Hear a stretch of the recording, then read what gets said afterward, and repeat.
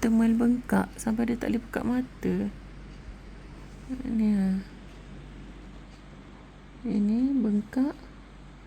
Ini okey. Aduh, Mel. Malam ni klinik dah tutup. Petang. Mel pergi mana? Patutlah adik cakap Mel balik sendiri. Masuk bilik mama. Sebab dia dah kena gigit ni. Mata dia ni. Oh, jadi maksudnya dia kena gigit petang tadi lah. Pagi tadi lah. Petang tadi lah. Kena gigit dengan lebah ke apa ke.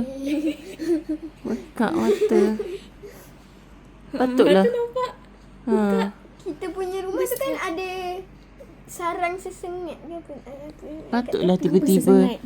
Ni elok. Yang ni tak bengkak. Dalam tak nampak. Yang ni yang bengkak. Patutlah tiba-tiba hari ni balik sendiri Balik, lepas tu masuk bilik. Balik, masuk bilik. Duduk atas katil. Aduh, Man.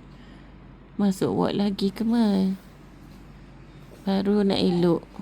Mama bagi je dia keluar sebab dia dah 3 hari warded. Dia dah stres. Kemurungan nak keluar.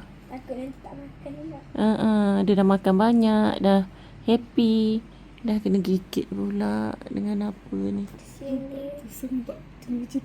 Aduh, Man. Merah dalam ni.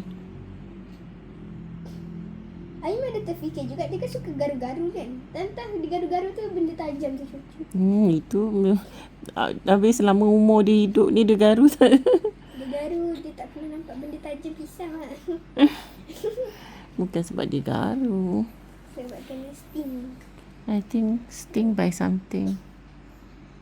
I'm phobia kalau kena sting.